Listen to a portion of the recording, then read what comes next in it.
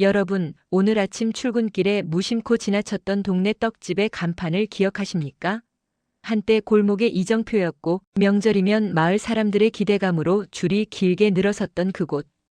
이제 그 풍경은 우리 곁에서 소리 없이 지워지고 있습니다.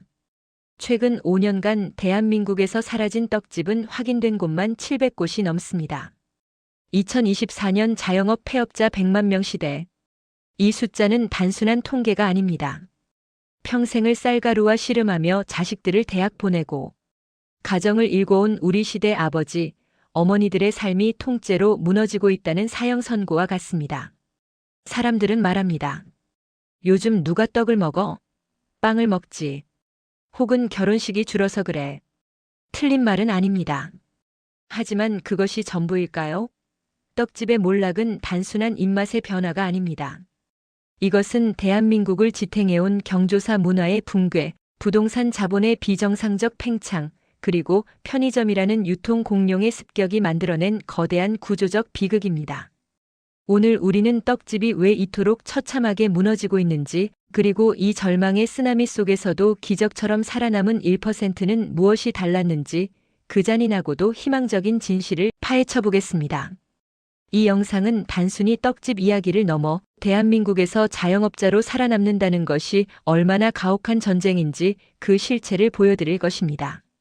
제1장 나눔의 종말 떡이 사라진 경조사. 관계의 단절과 떡의 상징성 소멸. 과거 한국 사회에서 떡은 단순한 탄수화물 덩어리가 아니었습니다. 그것은 정이라는 보이지 않는 가치를 눈에 보이는 형태로 빚어낸 것이었습니다. 이사를 오면 팔씨로 떡을 돌리며 이웃과 인사를 나누고 아이의 100일에는 백설기를 나누며 아이의 장수를 빌었습니다. 하지만 2026년 현재 대한민국은 초계인화 사회로 진입했습니다. 이제 이웃집에 떡을 돌리는 행위는 훈훈한 정이 아니라 불필요한 접촉이자 개인정보 침해로 여겨집니다. 공동체가 붕괴되면서 떡이 가졌던 가장 큰 무기인 나눔의 상징성이 거세당한 것입니다. 인구 절벽이라는 거대한 칼날. 떡집 매출의 70% 이상은 개인의 소액 구매가 아닌 대량 주문에서 나옵니다. 결혼, 돌잔치, 회갑, 개업식 등 이른바 관혼상제가 떡집을 먹여 살렸습니다. 하지만 숫자를 보십시오. 2024년 혼인 건수는 약 22만 건. 10년 전과 비교하면 30% 이상 급감했습니다. 출생아 수는 23만 명대로 9년 만에 반등했다고 하지만 40만 명을 훌쩍 넘던 시절과 비교하면 여전히 재앙 수준입니다. 결혼식이 줄어드니 폐백용 거대 떡 세트가 안 팔리고 돌잔치가 스몰 웨딩처럼 가족끼리 조촐하게 치러지니 수백 명분의 답례떡 주문이 끊겼습니다. 행사가 사라진 시대, 떡집은 존재 이유 자체를 위협받고 있습니다. 제2장 비용의 역습 금쌀과 은팥. 재료비의 폭주와 원가의 배신. 소비자들은 떡 한 팩에 1만 원이라는 가격을 보고 손을 내젓습니다. 빵보다 비싸다는 불평이 터져나옵니다. 하지만 사장님들의 속은 타들어갑니다. 농수산식품유통공사 자료에 따르면 국산 쌀값은 기후 위기와 생산량 조절로 인해 매년 요동치고 있습니다. 특히 팥 가격은 재앙에 가깝습니다. 국산 팥은 수입산의 서너 배 가격에 형성되어 있는데 맛과 신뢰를 위해 국산을 고집하는 장인들은 떡 한 팩을 팔아남는 순이익이 고작 몇백 원에 불과한 경우가 허다합니다. 임대료와 인건비, 멈추지 않는 시계. 떡집은 노동 집약적인 업종입니다. 새벽 3시에 출근해 쌀을 불리고 쪄내는 과정에는 엄청난 인력이 필요합니다. 2025년 최저임금 1만 원 시대. 사장님 본인의 인건비는커녕 알바생 시급을 주기 위해 본인의 수면 시간을 깎아야 합니다. 여기에 부동산의 저주가 겹칩니다. 떡집은 접근성이 중요해 1층 목 좋은 곳에 위치해야 하는데 이곳의 임대료는 매출 하락과 상관없이 매년 오릅니다.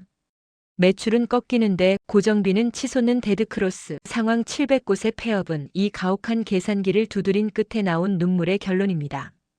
제3장 유통 공룡의 습격 편의점과 마켓컬리.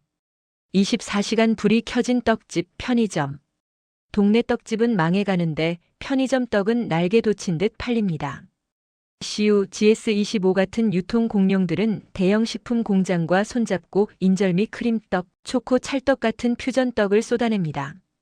1인 가구는 퇴근길에 3,000원을 내고 예쁘게 포장된 떡 2알을 삽니다.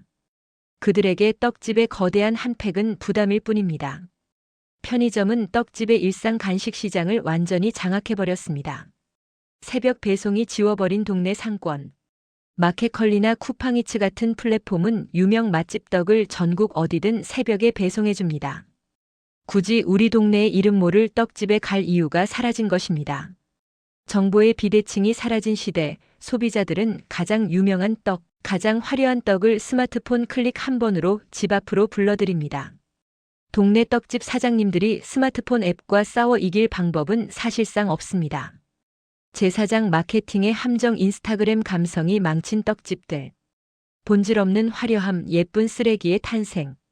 위기를 느낀 젊은 창업자들은 감성 떡집이라는 간판을 달고 SNS 마케팅에 몰두했습니다. 파스텔톤의 포장지와 카페 같은 인테리어. 처음에는 MZ세대가 줄을 섰습니다. 하지만 그 기세는 6개월을 넘기지 못했습니다. 소비자들의 평가는 냉혹했습니다. 보기엔 좋은데 맛이 평범하다. 떡의 본질은 결국 식감과 풍미입니다. 장인들이 수십 년간 다져온 그 미묘한 수분 조절과 압력을 흉내내지 못한 채 겉모습만 치장한 곳들은 오히려 비싼 인테리어 비용만 빚으로 남긴 채 가장 먼저 무너졌습니다. 제오장 역설의 기회떡은 죽지 않았다, 이동했을 뿐. 할메니얼과 밤양갱, 떡의 화려한 부활. 신기한 일이 벌어지고 있습니다. 동네 떡집은 문을 닫는데 젊은 세대는 양갱과 약과에 열광합니다. 할메니얼 트렌드입니다. 비비의 밤양갱이 차트를 휩쓸고 약과를 사기 위해 약게팅을 벌이는 시대. 이것은 떡이라는 아이템 자체가 매력을 잃은 것이 아님을 증명합니다. 소비자들이 거부하는 것은 낡고 불편한 판매 방식이지 전통의 맛이 아닙니다. 이 흐름을 읽은 소수의 떡집들은 지금 전례 없는 호황을 누리고 있습니다. 바다를 건너는 K떡, 세계의 슈퍼푸드. 미국의 대형마트 트레이더 조에서 한국산 냉동 김밥이 품절 대란을 일으키고 틱톡에서는 꿀떡 시리얼이 유행합니다. 해외 소비자들에게 떡은 글루텐 프리 건강식이며 버블티보다 쫀득한 혁신적 디저트입니다. 시장은 동네 골목을 넘어 전 세계로 확장되고 있습니다. 제육장 생존자들의 법칙, 살아남은 1%의 비밀. 700곳이 사라지는 지옥 같은 환경에서 살아남은 곳들은 무엇이 달랐을까요? 그들은 전통을 지키되 문법을 바꿨습니다. 철저한 소포장과 큐레이션. 한근 단위 판매라는 수십 년의 관행을 쓰레기통에 던졌습니다. 직장인이 출근길에 가볍게 사갈 수 있는 낱개 포장, 하루에 800원꼴로 즐기는 정기 구독 서비스. 그들은 고객의 라이프 스타일에 떡을 끼워 넣었습니다. 온라인으로의 영토 확장. 상권의 한계를 지웠습니다. 급속 냉동 기술과 진공 포장에 투자하여 전국 배송 시스템을 구축했습니다. 제주도에서 만든 떡을 서울 한복판에서 신선하게 즐기게 만드는 기술력. 이것이 동네 떡집을 전국구 기업으로 변모시켰습니다. 떡과 커피의 공생, 리테일먼트.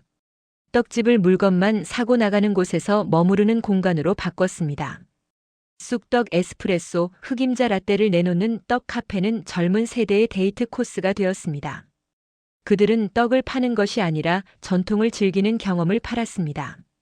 결론, 당신의 방앗간은 안녕하십니까?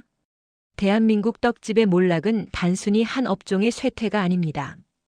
변화하는 세상을 읽지 못한 채 어제와 같은 오늘을 살았던 우리 자영업계에 던지는 서글픈 경고장입니다. 하지만 절망하기엔 이릅니다. 700곳이 문을 닫는 동안 떡을 디저트로 재해석한 누군가는 연 매출 100억 원의 신화를 쓰고 있습니다. 본질 맛은 지키되 껍데 기방식는 끊임없이 탈피해야 합니다. 그것이 2026년 대한민국에서 살아남는 유일한 생존법입니다. 여러분의 동네 떡집은 지금 어떤 모습입니까? 그리고 여러분은 언제 마지막으로 떡 한 조각을 드셨나요? 추억만으로 장사가 되는 시대는 끝났습니다.